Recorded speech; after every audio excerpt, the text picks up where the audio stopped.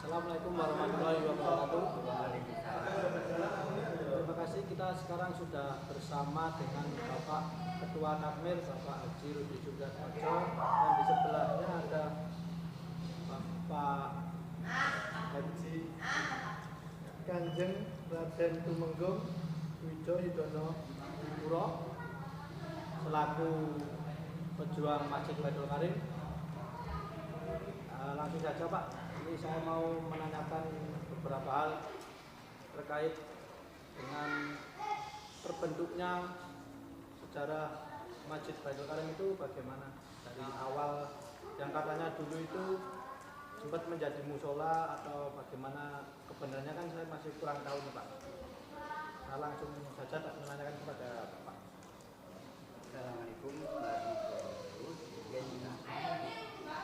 Awal berdirinya tahun 50-an, Bapak Damsuki itu punya teman dosen haji, Pak Profesor yang punya kauman. Langsung karena dia punya kedudukan, Bapak Damsuki dipasrai untuk mengelola orang-orang seperti di Ciptomo dan Jatiromo. Dengan didasari dengan agama Islam. Setelah itu didirikan musola dan sebagainya. Musola awal yaitu di tempat bakso itu. Bakso yang punya bakso Pak Agus. Oh, musola awal pertama kali. Ya, kemudian pindah di kamar ini ya, belum di itu dulu. Setelah itu karena ada sesuatu kurang, ada yang tidak senang, musola dipindah di kamar mati. Di kamar mati belakang itu Pak? Iya, ini Pak RW. Dari itu Pak Wali Kota saya lupa, memperhatikan kok musola kok dipindah di kamar, dikembalikan lagi ke tempat di tempat dan sebagainya, akhirnya pindah di itu utaranya Pak Tamin yang sekarang itu musola. Dengan disponsori ketua Bapak Damsuki juga Pak Ahmadi, sehingga sampai sekarang bisa berhasil bagus itu dengan perjuangan yang betul-betul tidak sembarangan. Ya pokoknya tidak sekarang untuk mendirikan kebaikan itu mesti ada rintangan, tapi dengan izin Allah rintangan-rintangan bisa diselesaikan sehingga muncullah sekarang menjadi Masjid Baitul Karim. Berarti sebelum menjadi masjid itu masih ada perjuangan-perjuangan. Wah, melalui pindah-pindah gitu ya Pak ya? Karena ada yang tidak senang. Oh iya. Kecuali mendirikan musola itu, ternyata Bapak Damsuki juga mengadakan seperti sekolah. Ternyata dari anak-anak semua itu sampai kelas 3 dipindah ke SD di luar Ciptomo, ke SD diterima. Jadi alangkah baiknya juga, kecuali mendirikan musola ini tadi tentang agama, Bapak Damsuki juga mendidik anak-anak supaya seperti sekolah, sehingga setelah bisa setiap dipindah ke kelas 3 di sekolah-sekolah intelan. Sekian, tambah sedikit. Untuk pertanyaan kedua langsung saya tanyakan kepada Bapak Ketua Takmir, untuk perkembangan setelah menjadi Masjid Baitul Karim itu perkembangannya dari awal sampai saat ini itu kira-kira seperti apa ya Pak? Ya, mungkin saya sedikit bercerita seingat saya menjadi Masjid Baitul Karim itu sekitar tahun 1976. Jadi waktu itu masyarakat Karanganyar atau Cipto Mulyo itu adalah masyarakat binaan. Dengan berdirinya masjid sebagai tempat fokus pembinaan terhadap masyarakat, maka dari situlah masjid bisa menjadi ajang pembinaan terhadap masyarakat.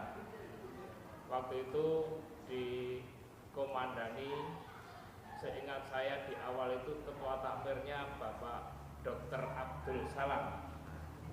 Waktu itu beliau adalah dokter yang bertugas di Puskesmas Mergangsan, ya. Jadi beliaunya ditunjuk menjadi ketua takmir untuk bisa membina masyarakat di Karanganyar ataupun di Cipto Mulyo ini. Karena memang boleh dikatakan masyarakat mayoritas itu adalah dari gelandangan di alun-alun mungkin ya. Berarti campuran ya Pak? Ya, campuran begitu yang dibawa ke sini untuk dibina begitu. Dengan adanya masjid itu bisa menjadi fokus tempat pembinaan masyarakat yang notabene dari gelandangan-gelandangan itu. Untuk perkembangan Masjid Baitul Karim sekitar tahun 76 itu terdapat sampai sekarang sudah pergantian beberapa pengurus, yang diawali dulu Pak Dr. Abdul Salam. Terus berikutnya ada pendatang baru yaitu Bapak Dr. Andes Haji Sunardi MA yang menggantikan Dr. Abdul Salam. Dengan datangnya Bapak Dr. Andes Haji Sunardi MA itu perkembangan masyarakat semakin maju karena beliaunya adalah salah satu tokoh di Persyarikatan Muhammadiyah. Beliaunya sendiri seorang pendidik atau guru atau dosen. Beliaunya juga seorang qori, jadi bisa memenuhi persyaratan untuk bisa menjadi pemimpin atau dai di khususnya di Karanganyar ini. Dengan hadirnya Pak Dr. Andes Haji Sunardi MA itu sedikit demi sedikit masyarakat bisa menjadi lebih maju akhlaknya, sementara masjidnya juga bisa sedikit demi sedikit semakin bagus karena waktu itu seingat saya dari sisi fisik Masjid Baitul Karim itu masih kecil, masih berupa musola yang waktu itu ukurannya masih 6 kali 6 meter. Jadi belum terlalu besar. Belum besar, ya. Saya sempat mengikuti beberapa kali rehab masjid itu, musola itu gitu. Saya sampai ke sana kemari mohon bantuan untuk bisa mengembangkan dari sisi fisik ya, sisi fisik Masjid Baitul Karim. Lantas yang paling rodok spektakuler, alhamdulillah waktu itu sekitar tahun 1996 kita mohonkan proposal lewat pimpinan wilayah Muhammadiyah yang ditujukan ke AMCF, Asia Charity Muslim Foundation, adalah salah satu lembaga orang-orang kaya dari Emirat, dari Dubai, untuk bisa menyalurkan dananya salah satunya ke Indonesia. Alhamdulillah proposal yang kita layangkan ke AMCF itu baru bisa ditanggapi setelah 13 bulan. Setelah 13 bulan ditanggapi, direspon, kita harus meratakan musola yang kecil itu rata dengan tanah, ya dirobohkan, diratakan, bangunannya dibangun baru begitu. Lantas waktu itu proposal yang kita ajukan tahun 96 itu sebesar 33 juta. 33 juta itu lantas kita mulai pembangunan dengan tetap harus ada swadaya dari masyarakat. Kita tawarkan ke masyarakat untuk bisa berpartisipasi. Ada yang nyumbang batu bata, ada yang nyumbang pasir, ada yang nyumbang semen, ada yang nyumbang keramik, ada yang nyumbang tenaga dan pikiran dan lain-lain sebagainya. Sehingga pembangunan itu selesai tahun 97 diperkirakan menghabiskan anggaran sekitar 80 juta. Padahal bantuan dari AMCF itu hanya 33 juta. Tetapi waktu itu di dalam bestek rencana pembangunan itu hanya 1 lantai. Kami selaku panitia itu mempunyai wawasan ke depan karena kita sudah tidak punya lahan lagi. Lahannya cuma itu, maka saya dan Pak Nardi beserta teman-teman panitia yang lain bersepakat untuk sekalian membangun, dipersiapkan 2 lantai. Nah, 2 lantai. Jadi anggaran itu akhirnya agak membengkak dengan yang semula 33 menjadi sekitar 80 juta itu karena pembangunan itu menjadi 2 lantai. Cuma untuk menjadi 2 lantai waktu itu belum bisa utuh, jadi hanya sebatas sampai dak dulu, sementara kubah itu hanya temumpang di dak begitu. Istilahnya belum sempurna. Belum sampai naik begitu. Lantas berikutnya waktu membangun fondasi itu kita masih banyak perbedaan pendapat karena kita waktu itu menggunakan besi yang ukuran 22, padahal mestinya untuk bangunan 2 lantai itu cukup besi yang ukuran 18. Tetapi ada hikmahnya.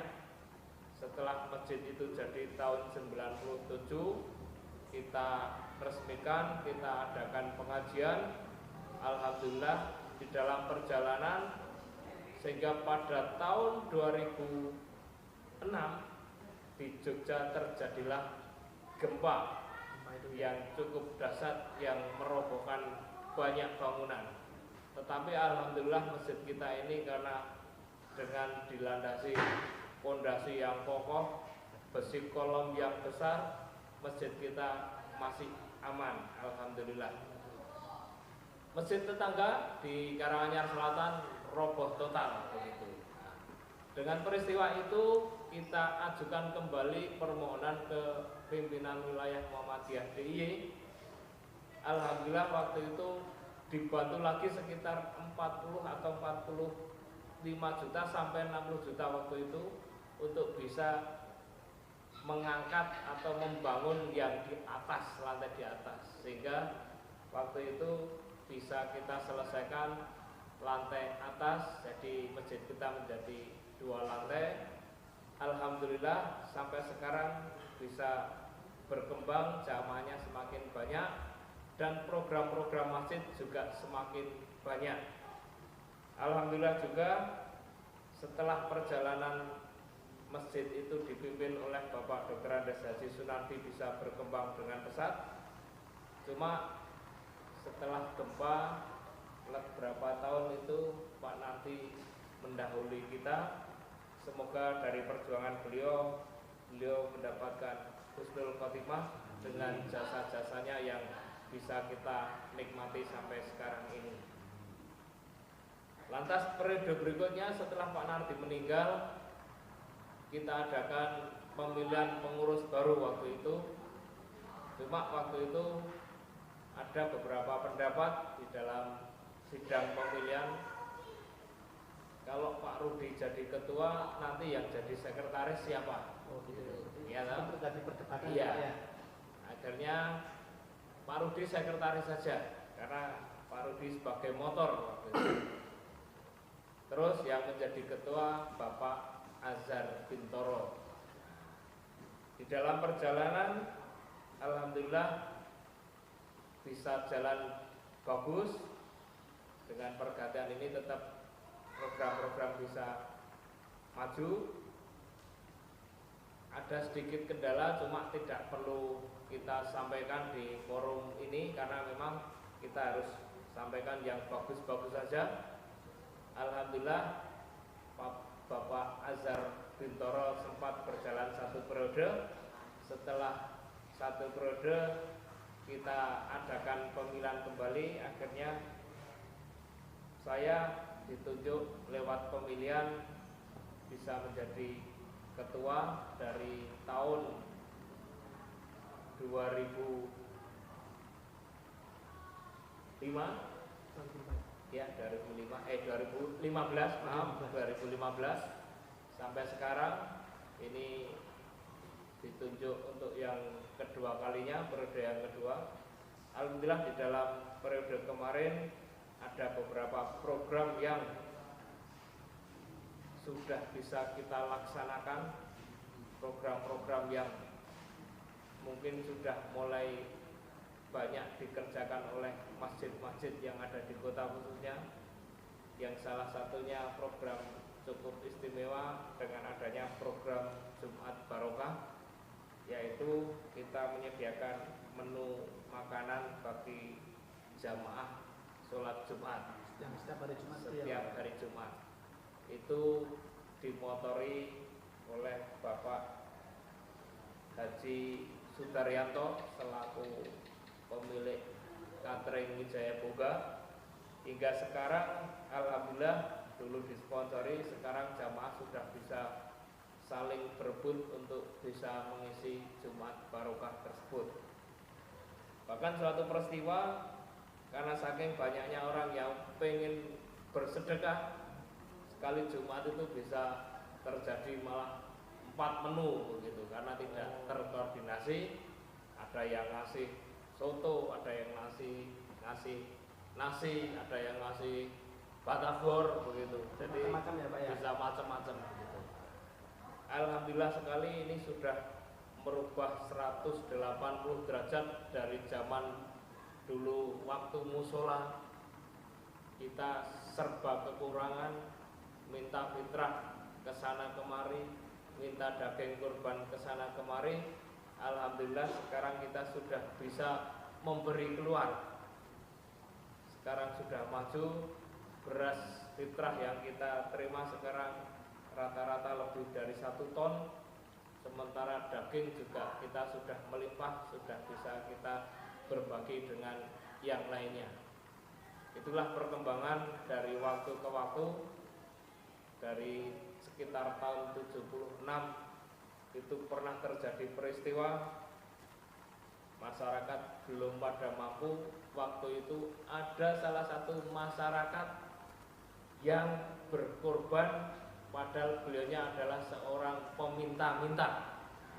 Saya ingat betul itu, orang peminta-minta bisa berkorban 2 ekor kambing. Waktu itu masuk dalam koran, karena ini berita spektakuler, seorang peminta-minta bisa berkorban 2 ekor kambing. Ini menjadi sejarah kita, khususnya Masjid Baitul Karim yang dulu hanya musola kecil, tumbuhlah orang-orang yang bisa banyak bersedekah, menjadi orang-orang yang dermawan. Alhamdulillah masjid kita sekarang sudah bisa menjadi maju, dan saya waktu itu bisa berkaca khususnya kepada Masjid Jogokarian, sehingga masjid kita sedikit demi sedikit akan mengikuti seperti Masjid Jogokarian. Sementara itu mungkin nanti kalau ada tambahan Pak Sunar Yudono kami persilakan. Sementara itu, Assalamualaikum warahmatullahi wabarakatuh. Kalau saya menambah, kecuali itu karena apa yang diminta Bapak Takmir tadi, memang kita saat itu masih ketinggalan, maka Muhammadiyah Karangkajen dan Muhammadiyah Karangannya membantu kita, ya sok daging, ya sok beras dan sebagainya, ya itu sekian ditambah apa yang disampaikan di DK kita Takmir. Ya, Assalamualaikum. Oke, mungkin untuk sementara itu dulu Pak yang ingin saya tanyakan kepada Bapak Ketua Takmir dan Bapak Yono. Terima kasih untuk waktunya, sudah mengganggu waktunya ini. Ya, terima kasih. Assalamualaikum warahmatullahi wabarakatuh. Waalaikumsalam.